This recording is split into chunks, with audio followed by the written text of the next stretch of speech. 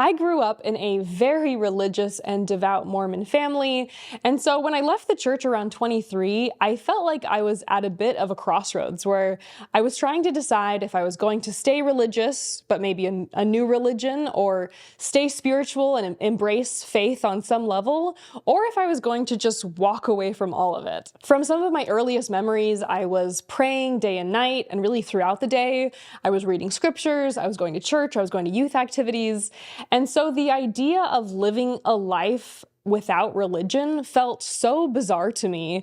And I even went through a phase where I really was questioning if it was possible to leave Mormonism behind, leave my belief in the Mormon church behind, but still to retain a belief in God. When I first was questioning the church, it felt like maybe non-denominational Christianity was the right way to go. I actually, during that time, went to a non-denominational Christian church, and I remember they had a coffee shop within the church. It was kind of a mega church, and at the time I remember thinking, like, maybe this is what I should do next. I've had such a long history with a belief in God and a belief in Jesus Christ, and it just felt like maybe joining another Christian sect felt like the most logical place to go. This was also around the first year that I got married, and I knew that I wanted kids, and at this point I still was buying into the idea that it's kind of impossible to raise children in the absence of religion, and that you need religion for children in order to teach them how to have morals.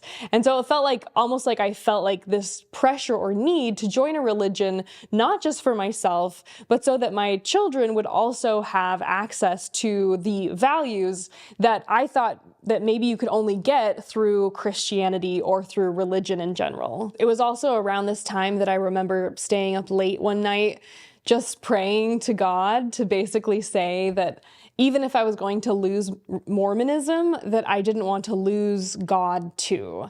And I remember crying because losing my religion and losing God all at the same time felt almost like a double loss. And so once I came out of the other side of this long struggle I had with what I was going to do next, I ultimately decided that I didn't believe in God and that I was going to choose that path rather than choosing Christianity or any other religion. So today's video is going to be why I made that particular choice and my thought process while I was weighing the different options that were in front of me. And I'll also speak to how I am still open to new ideas and new beliefs. I'm going to break down what frustrates me about Christianity and why I ultimately decided not to go that direction. And also I'll be sharing some of my critiques of atheism because I don't like everything about atheism either. People also ask me why I say I'm an atheist rather than saying I'm agnostic, which I feel like saying you're agnostic is basically like saying you're an atheist in just softer language. So I'll speak a little bit to that too. To start my explanation, I'm going to explain why I stopped believing in God and stopped believing in Jesus and anything to do with Christianity. I know that there's going to already probably be a lot of comments saying that Mormons aren't Christians and I never experienced true Christianity.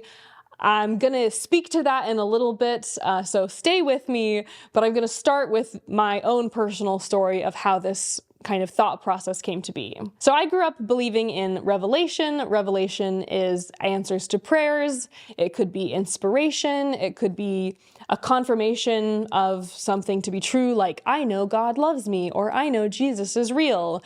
And I took personal revelation very seriously. I had a significant amount of faith that God was hearing my prayers, that he was watching over me, that anytime, even when I was a little kid feeling stressed or anxious, I could pray and that God would hear me. And I really fully believed in that as fact. And honestly, it was one of my favorite parts of being religious, is just this idea that God loved me and that he was listening to me, that Jesus died for my sins and that I could repent and be renewed. And there were a lot of things about my early upbringing when it comes to my belief in my faith that I felt like were very comforting and very helpful to me. However, the older I got, the more I was having experiences that made me feel like something was wrong and that the way I was approaching my life with my religion was leading me down some erroneous paths. To put it in short, basically, I kept having the experience of God leading me astray,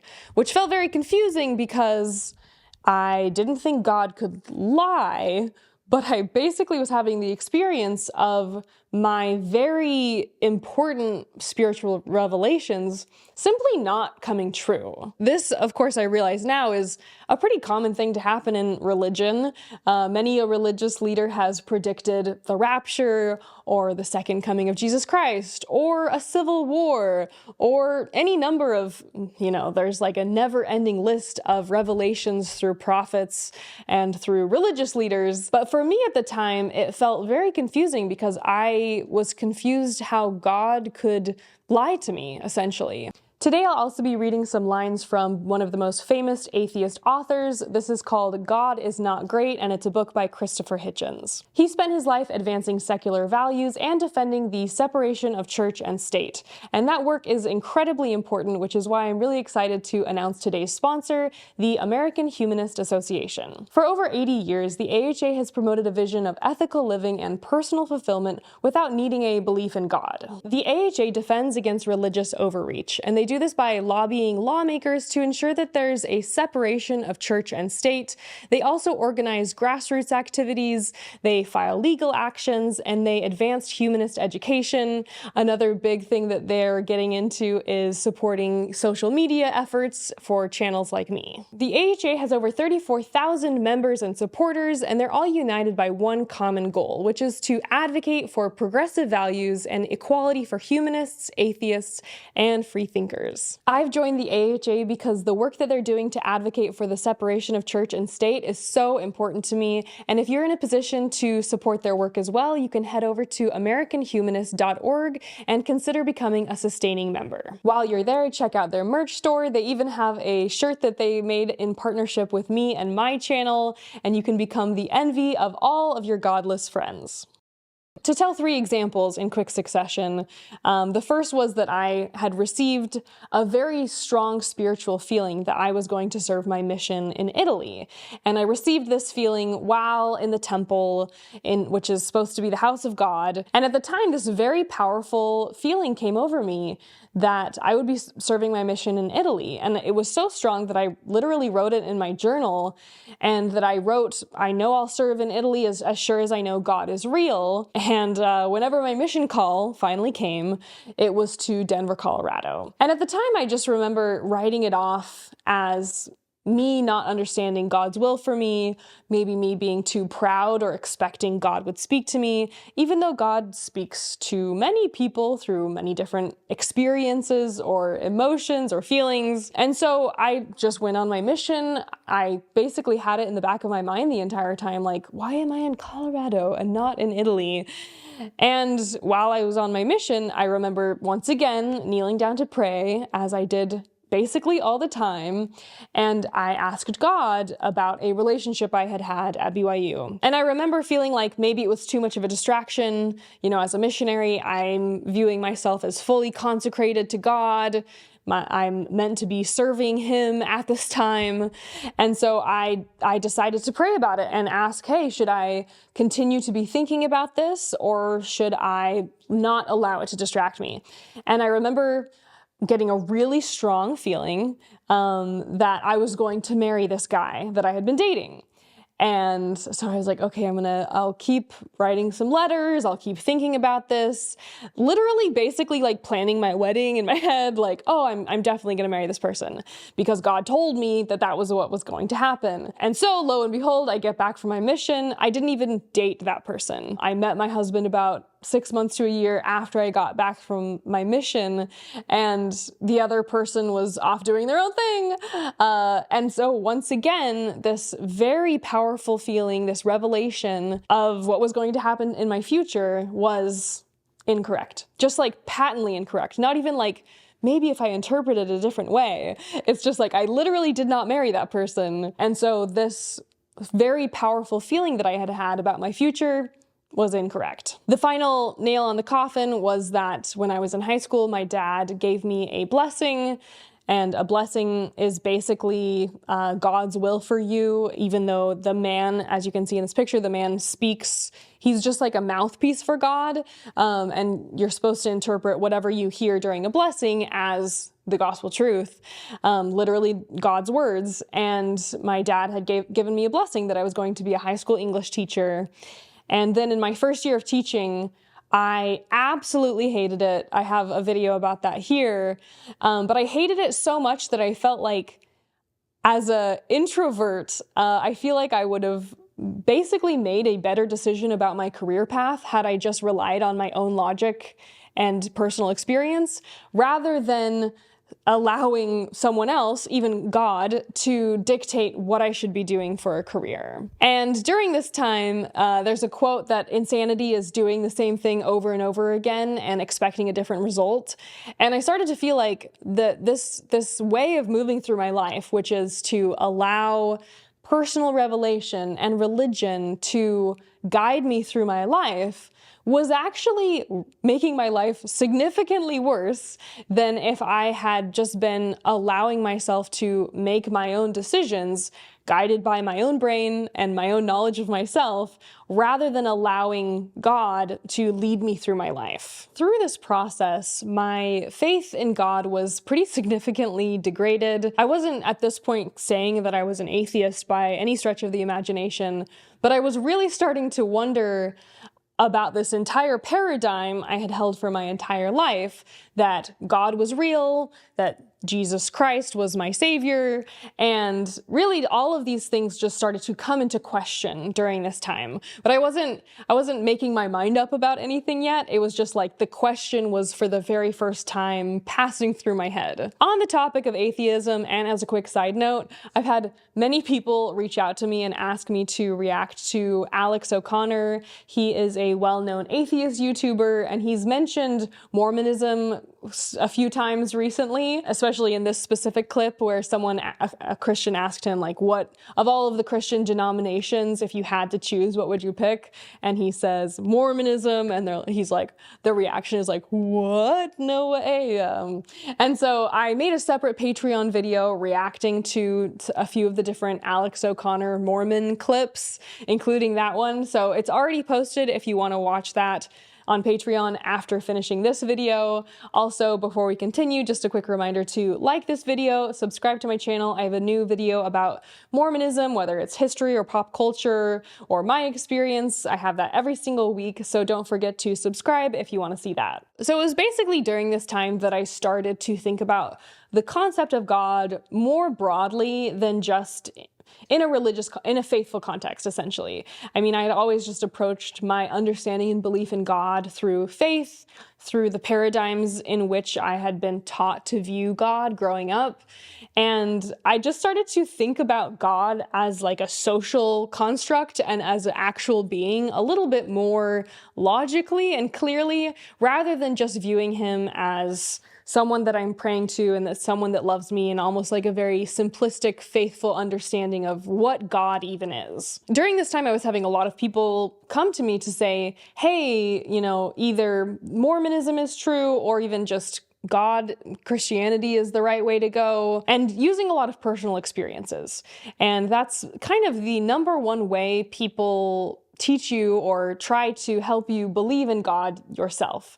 It's typically through, this has helped me in my own life, and so it'll help you too. Which, based off of the stories I already told you about God leading me astray, essentially, it started to feel a little hollow when they would tell these stories. A common thing people say about God is that he saved them, or they'll tell a specific story about a medical crisis or a car accident or something that happened to them where they felt like God basically at the 11th hour swooped in and through some miraculous means ensured that they would make it out the other side and be okay. The problem with this is that the implication is that basically God chose not to do that for all the people who did die in all these different stories. So obviously in America, there's tons of fatal car crashes every year, and for whatever reason, in his infinite wisdom, God doesn't choose to intervene in those people's lives. If he exists, if he's all powerful, if he's all loving,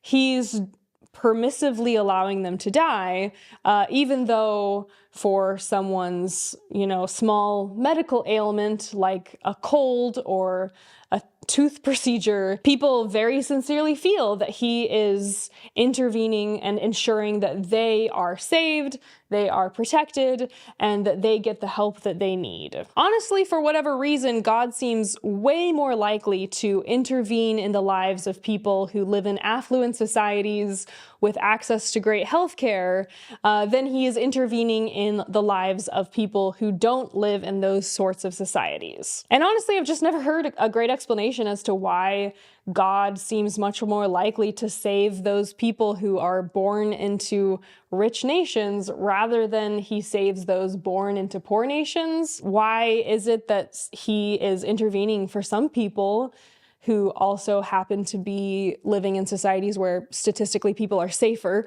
and he's just a hands-off kind of God in the places where people are statistically less safe? And so during this time, I'm starting to think about some of these implications of a loving God. Also, how often I would hear people say things like, God, I was running late to work, I prayed, and God helped me find my car keys. And if you're familiar with Occam's razor, all it means is that the simplest explanation for something is the most likely explanation for it. And the idea that finding your car keys is objective evidence of a Christian God there's so many logical jumps in there that it actually just doesn't really make any sense that finding your car keys equates to Jesus dying on the cross. I think just hearing people say that they know God loves them because of the goodness in their lives, to me, it just leaves this lingering question of why God isn't blessing all of those people who don't have those things. I also realized at that time that all of these revelations I had received, whether it was who I was going to marry or where I would go on my Mormon mission, were actually just me interpreting my own desires as God speaking to me. So I wanted to go somewhere cool on my mission, and so I had this thought or feeling, wouldn't it be cool to go to Italy? But at the time, because of how I had trained myself to react to my own emotions, I was basically interpreting my own emotions and my own desires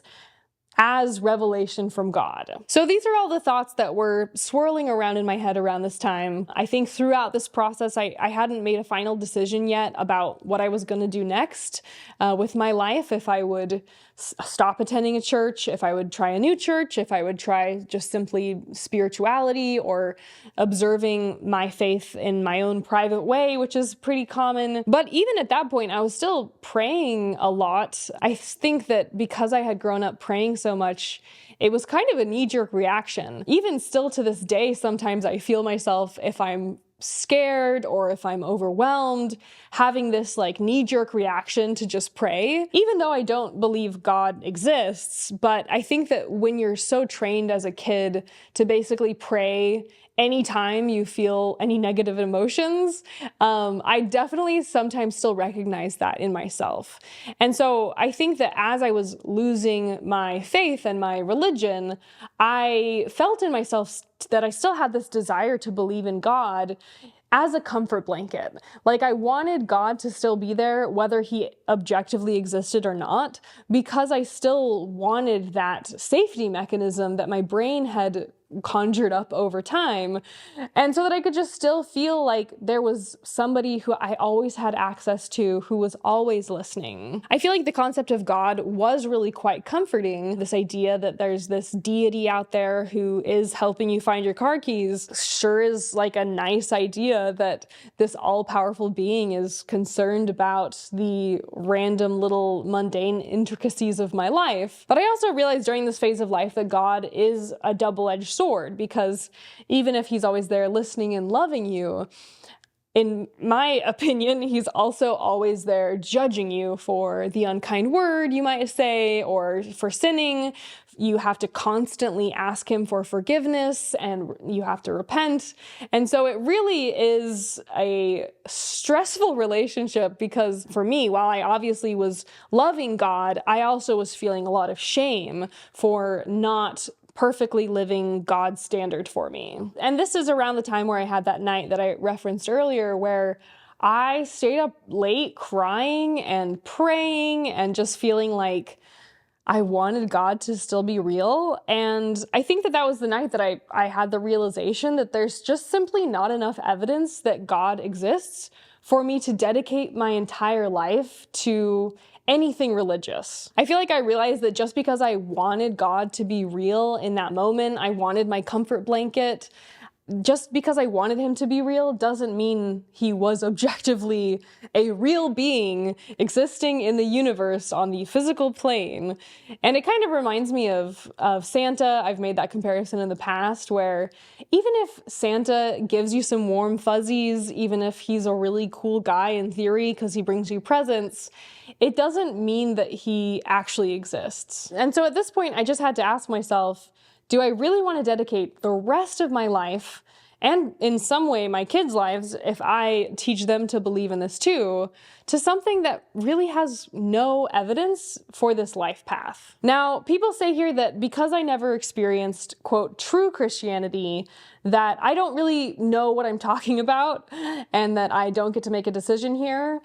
People also will say the same with the Quran. They'll say, well, because you never read the Quran, you don't really know what you're missing out on, and so you can't make a definitive decision. Well, I'll start by saying that my decision actually isn't definitive. I am down to change my opinion on this or how I approach this topic at any time when presented with new evidence. At this point, I just haven't been presented with sufficient evidence to change the way I've decided to live my life without religion at this point. But I am not so dogmatic that if there wasn't some crazy thing that was released, Jesus cited in foreign country or whatever might change my mind, I'm down to change my opinion. That's actually one of the most beautiful things, I think, about embracing a more secular way of approaching the world is that you can change your mind when you're presented with new information.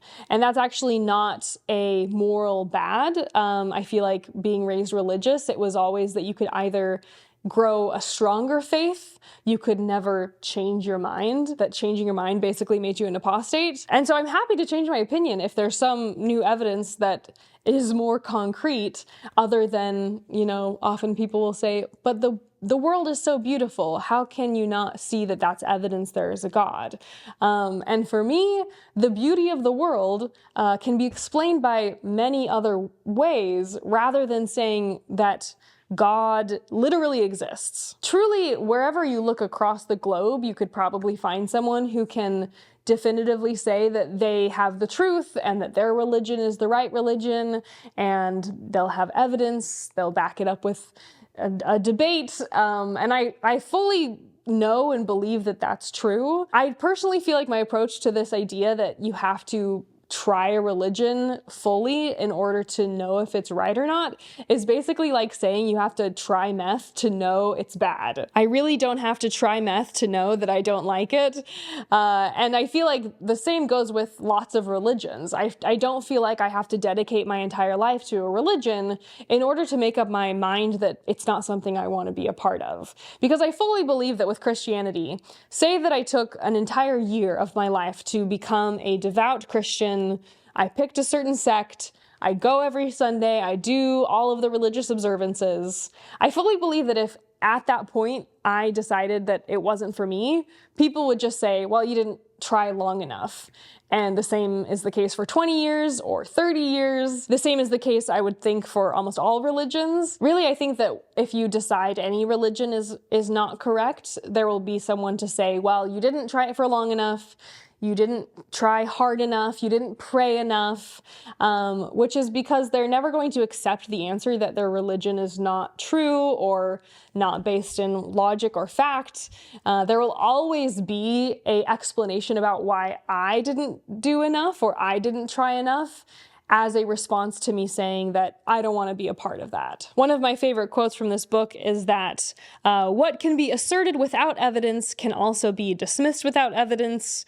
Hitchens also says, the burden of proof or onus in a debate lies with the claim maker, and if he or she does not meet it, the opponent does not need to argue against the unfounded claim. And so for me, I feel like obviously saying God does not exist is in and of itself a claim. That would be my response if I was a Christian. I'd say, well, you have the burden of proof on you to prove God does not exist. But I'm not claiming certain knowledge that God does not exist, rather that the evidence for God is not strong enough to warrant belief. Just like I don't believe in Bigfoot or fairies or Santa or Zeus, it's not that I can definitively prove they don't exist. It's just that I don't think there's enough evidence for me to believe they do exist. And so for me, I think deciding to move forward in my life without Christianity or any other form of religion, and rather to just have a secular life with no religion, was in large part based on the fact that no one has ever presented enough evidence for me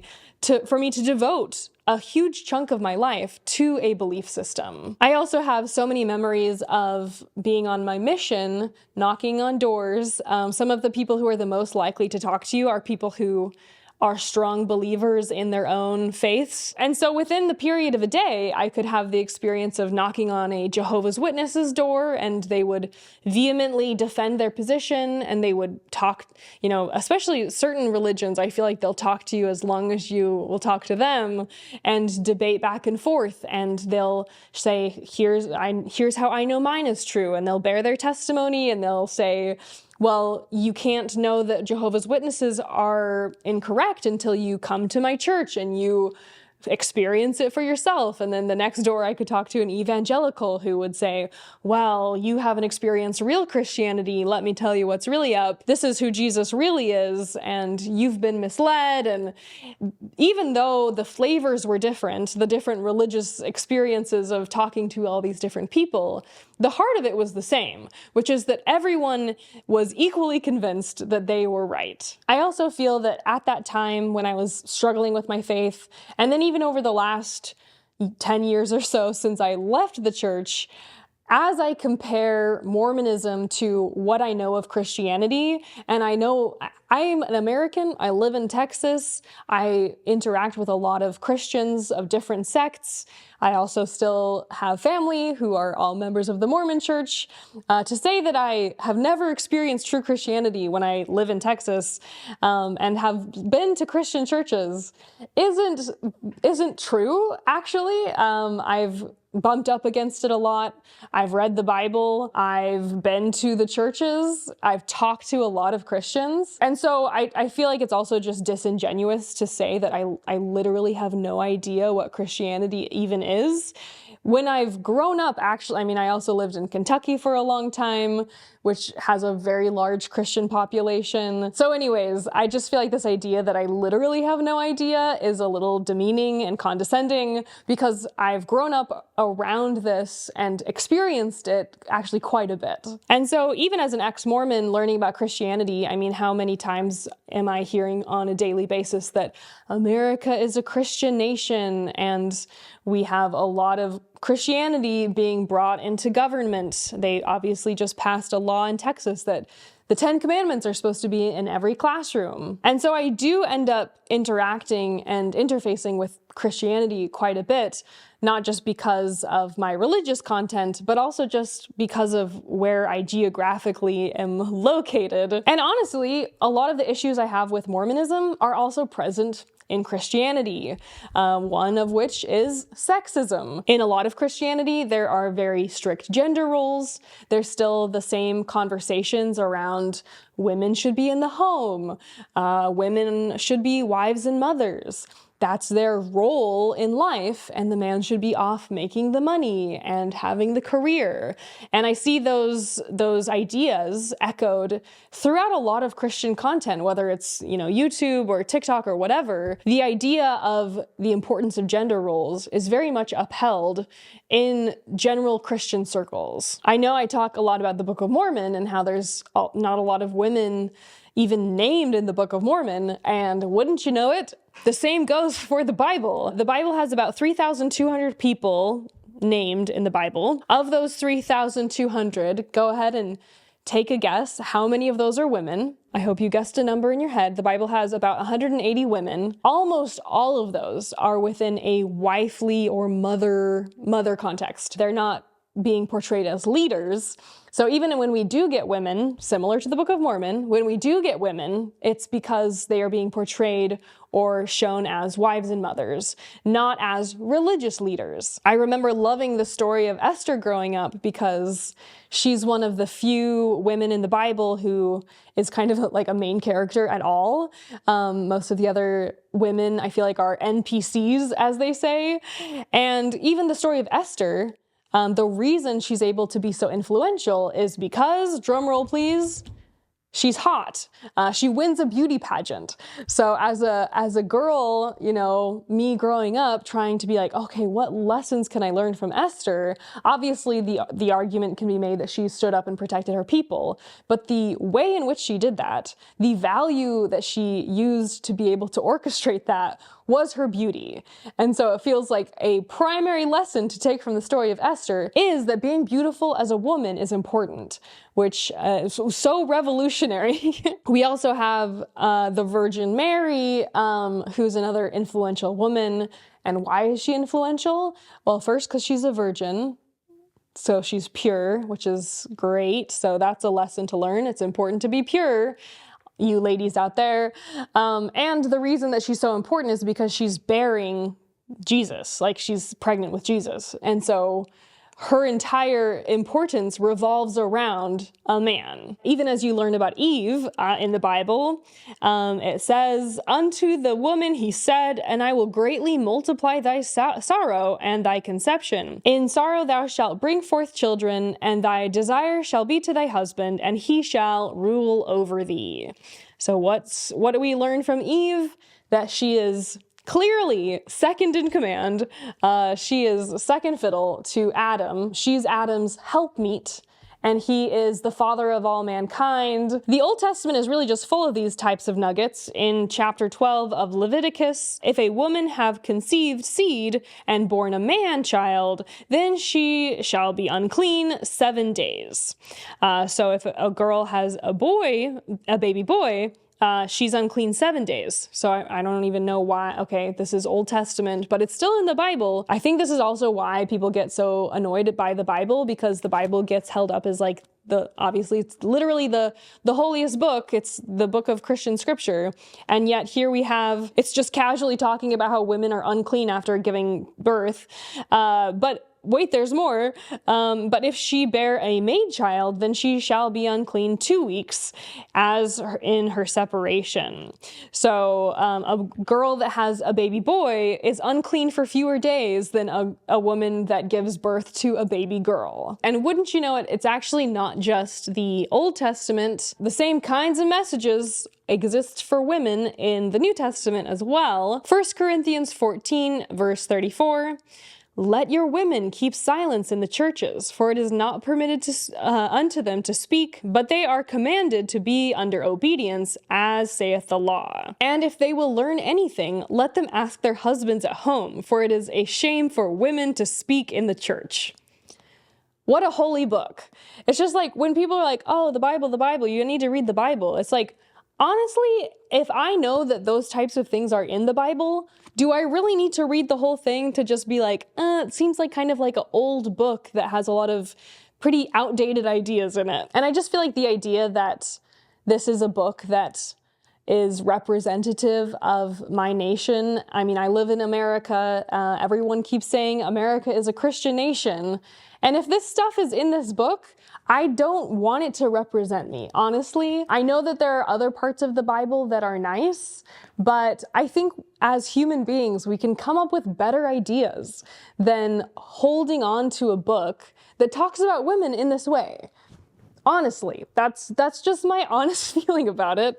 I'll read one final verse. This is Ephesians chapter 5. It says, "Wives, submit yourselves unto your own husbands as unto the Lord. For the husband is the head of the wife, even as Christ is the head of the church, and he is the Savior of the body. Therefore, as the church is subject unto Christ, so let the wives be to their own husbands in everything." So let the wives be subject to their husbands in everything.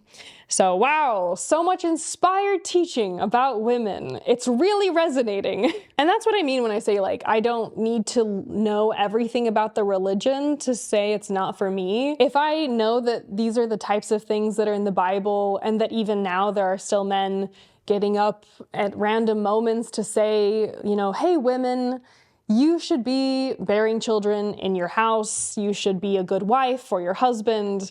Like, I don't know how many times I need to hear that message in order for me to know that it's not something that I want to listen to. What's especially sad about the Bible, too, is that it's not even just how the Bible talks about women. There are a lot of issues, moral issues, things that I feel like are immoral to be found in the Bible. To quote from Christopher Hitchens, he says, "The Bible may, indeed does, contain a warrant for trafficking in humans, for ethnic cleansing, for slavery, for bride price, and for indiscriminate massacre. But we are not bound by any of it because it was put together by crude, uncultured human mammals." One thing that's so funny about Christopher Hitchens is that he really does not parse words. He's not trying to be considerate of anyone's feelings. He's like the snarkiest atheist, I swear. I could go on here about sexism in Christianity. I mean, whenever I see Christian leadership, it's still all men. Same with Catholicism. They just had the conclave recently, and everyone there was a dude. And I think we're just very conditioned as a society to see a bunch of men in a room and to be like, oh, it's the men making the decisions, just like it's always been.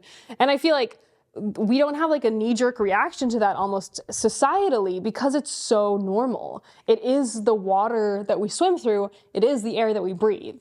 That doesn't mean that I am personally on board with joining any group that has that representation. And just because it's the norm doesn't mean I think it's moral. And so that's another reason. I mean, even just the idea that God is a man. God's a man. Jesus is a man. Wow, the most powerful being in the universe is a man. Who would have thought? Probably because men created him in their own image.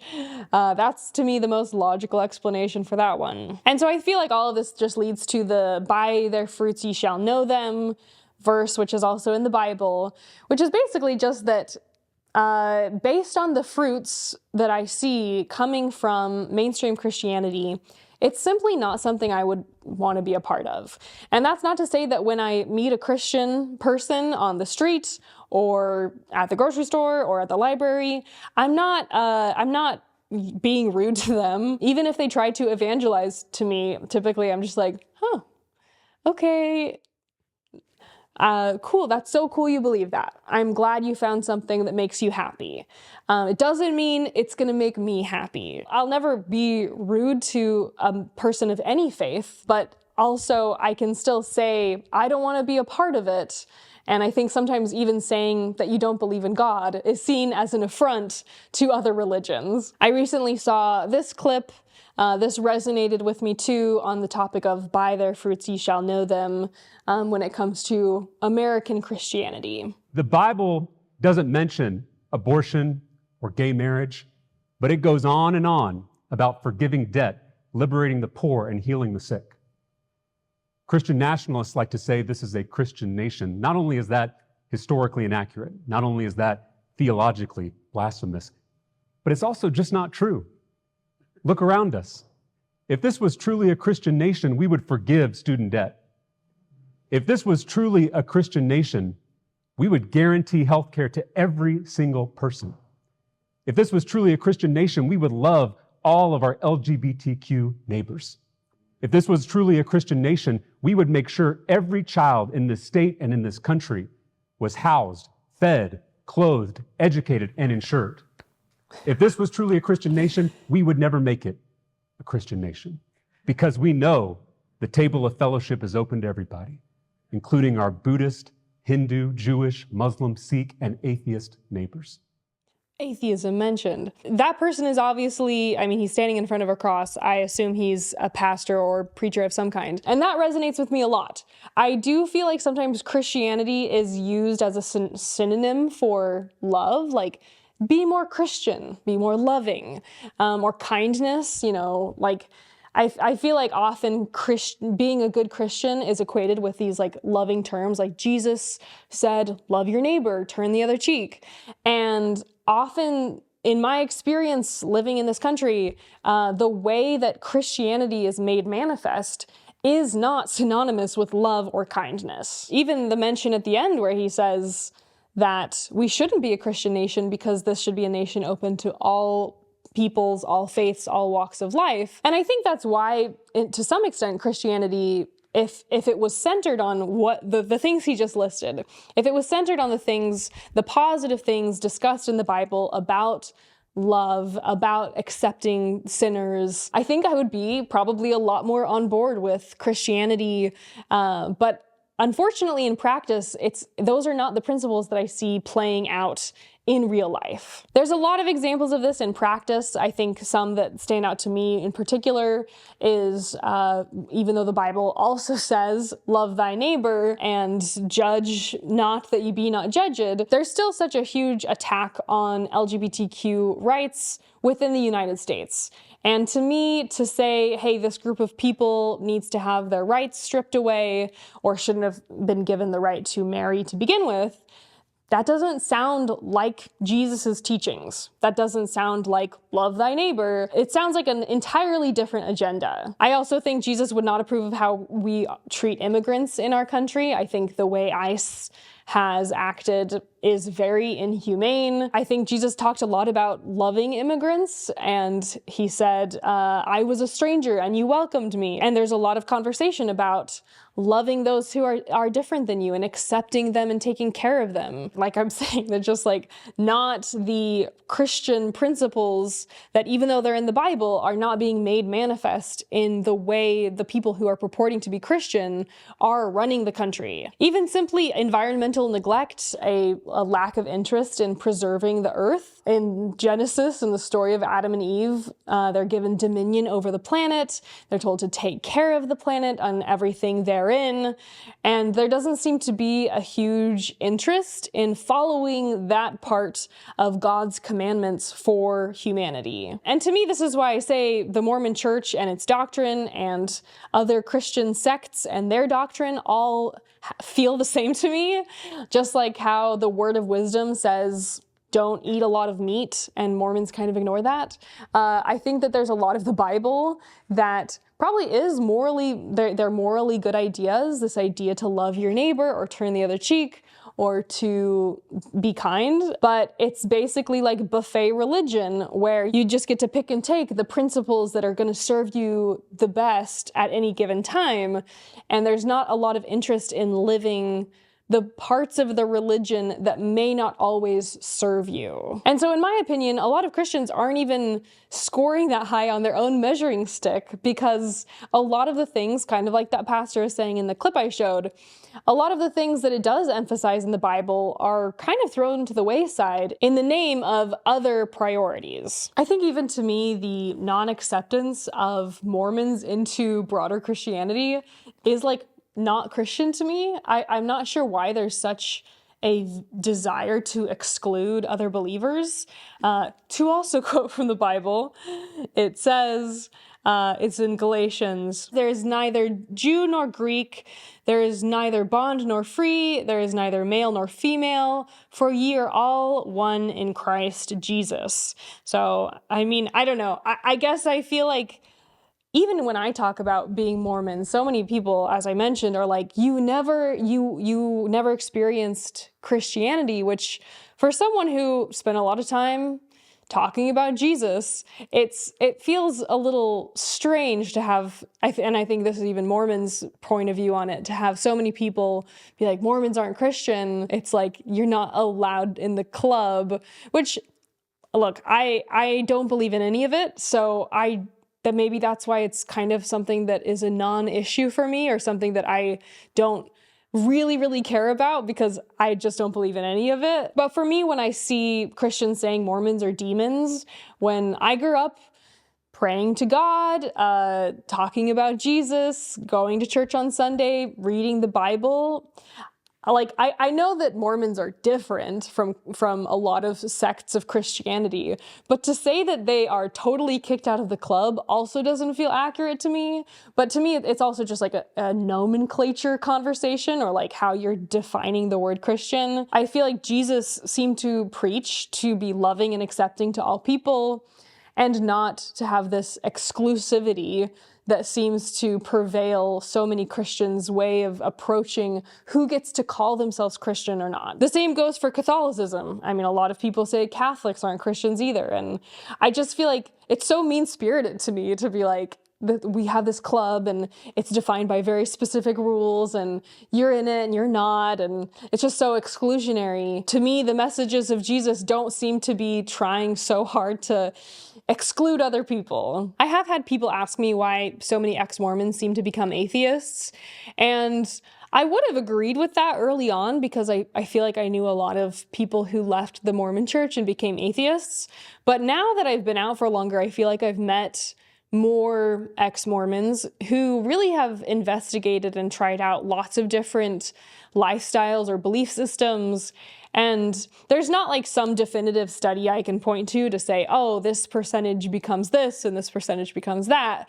But it does seem like a lot of people who leave Mormonism are still yearning after belief in some form. So I know some people who really enjoy astrology and really believe in astrology, and they enjoy doing tarot. They read their horoscope, secular Buddhism. I've met people who are interested in that. The Secret Lives of Mormon Wives women, who some of them have said they are no longer practicing Mormons. Taylor Frankie Paul, she made a video of herself reading the Bible, and she put in the comments something like, oh, I just think like religion and a belief in Jesus is important. And she, I would say, like, seems more non-denominational to me, but I don't know if she's gone on record about that.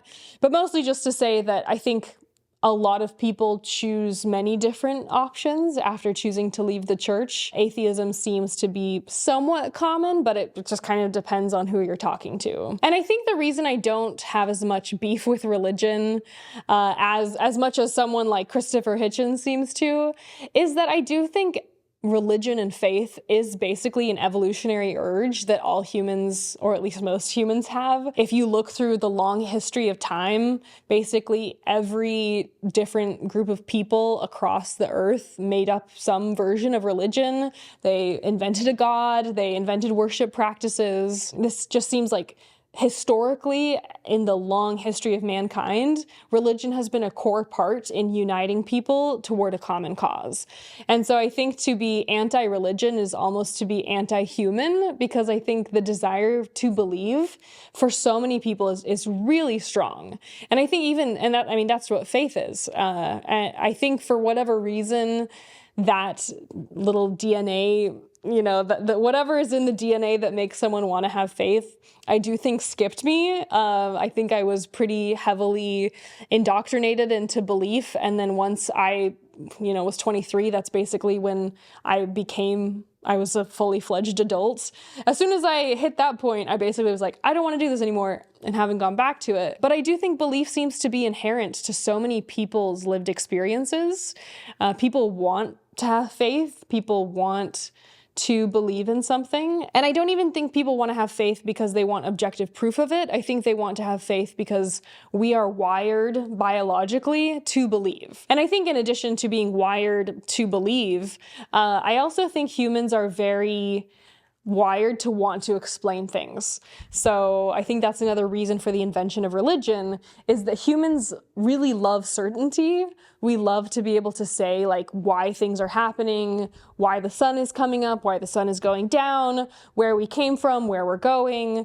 And I think in the absence of knowing the answers to those questions with a certainty, we invent answers in order to still experience the psychological pleasure that comes from being sure of something. Which also reminds me of this quote. This is also from God Is Not Great. It says, religious faith is, precisely because we are still evolving creatures, ineradicable. It will never die out, or at least not until we get over our fear of death, and of the dark, and of the unknown, and of each other. For this reason, I would not prohibit it, even if I could. Very generous of me, you might say. And so just to say, I feel like he also draws the same conclusion, which is basically that humans invented religion as a way to understand the world, and for as long as we kind of don't understand everything about the world, we will still have religion. And I think that's why for me, if we're gonna have religion, because I don't think it's going away, I think even in 1,000 years, humanity will still have religion.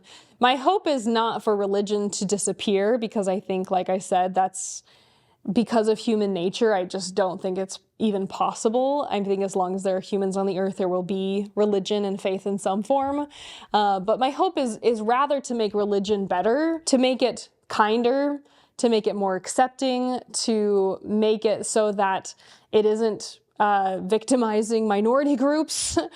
Is that too much to ask? I mean, people also ask if I would disown my kids if they joined a religion, which is a crazy question, but unfortunately is the reality of a lot of children, especially children growing up in religious homes. And no, I mean, if my kids came to me as adults and said, I'm going to join a religion, I know I would not be angry or upset, or I would not disown them.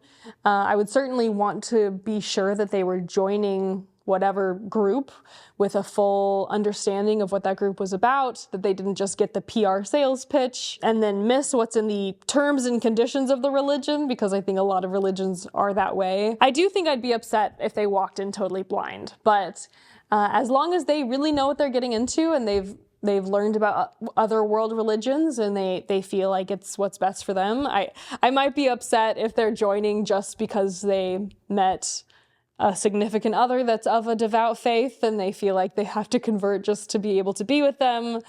But my kids are still young, so I haven't had to face these types of conversations yet. And if they came and said they wanted to have a religion, I feel like I said, it's just human nature. I think it's a desire to feel secure. I think everybody wants to know what happens after you die. And for me, I think you just die. Like, I think that's the end. But for some people, that's not very comforting.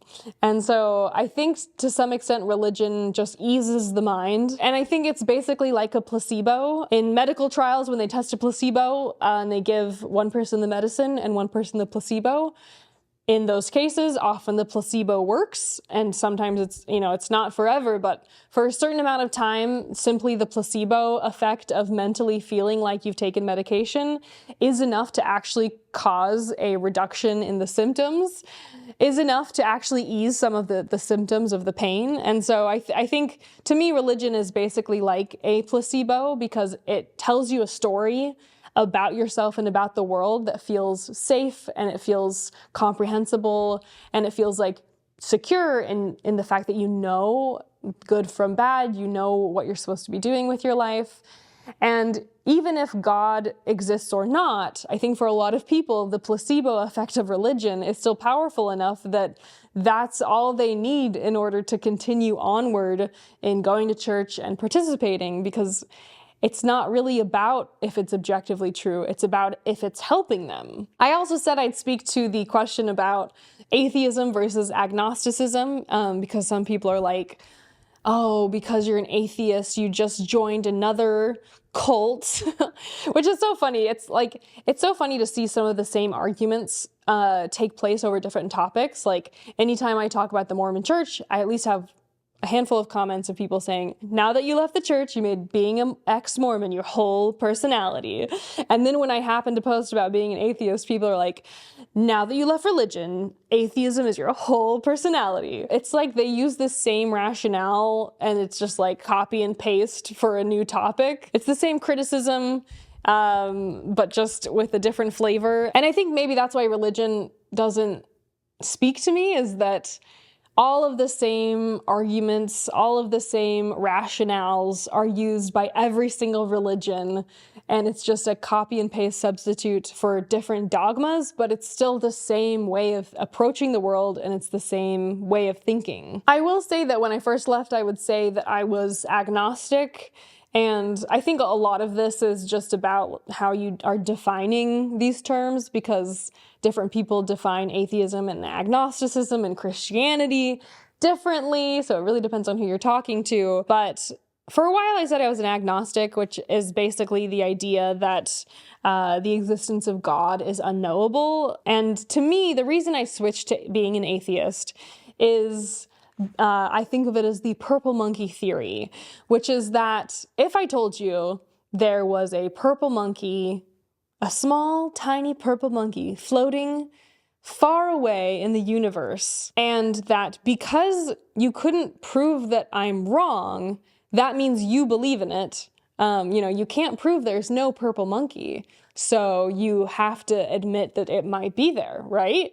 To me, that's kind of like what agnosticism is. Like, for me, the chance that God exists is so infinitesimally small that I might as well just say I'm an atheist. Yes, of course, I cannot definitively prove with science that God does not exist, but I'm sure enough that I'll just say I'm an atheist, rather than this kind of more like general, like, well, God is unknown, God might be out there.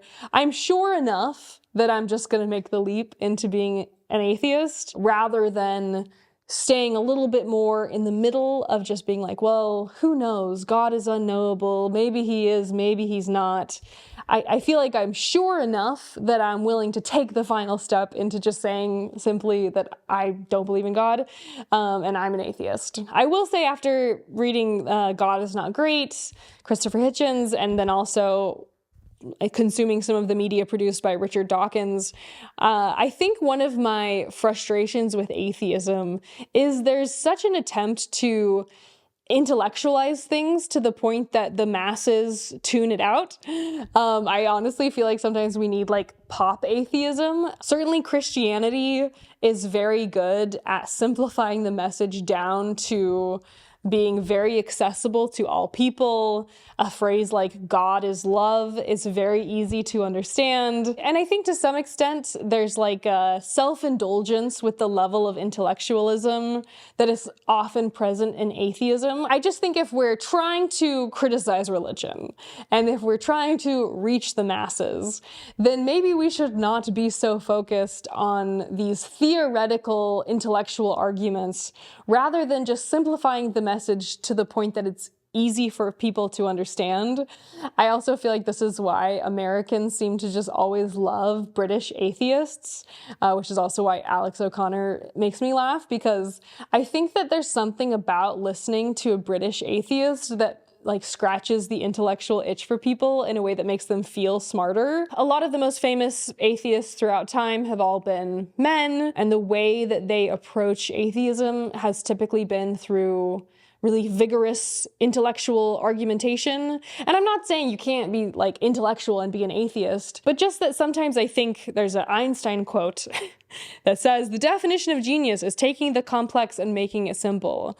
And I think as people like me who don't believe in God and who believe in the separation of church and state and believe in both freedom of religion and freedom from religion, I think what's often lost from these types of conversations is the ability to make it so that it's easy to understand to the average person. If you're trying to figure out if you want to believe in God, if you want to be religious, then it's better to have resources that are accessible and easy to comprehend rather than simply relying on these types of resources, which, you know, I mean, as a missionary, maybe I'm just saying atheists need to learn from the Christians, because as a missionary, I definitely had some nice little pamphlets that were very simple to understand, but most atheist content that you might come across on the internet does ultimately feel like it's self-indulgent in its level of sophistication.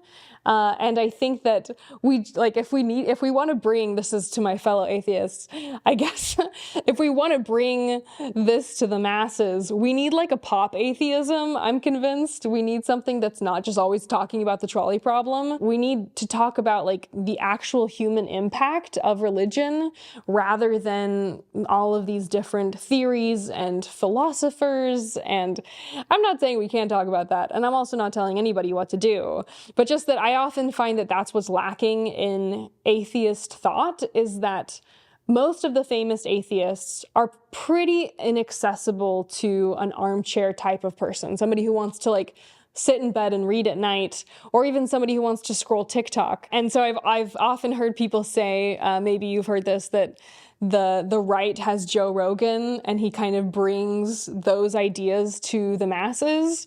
And I feel like the left like needs a Joe Rogan and maybe atheism also needs somebody who is just going to simplify things to the point that people who are religious believers can understand clearly, rather than having people who sound like they're giving a college level course.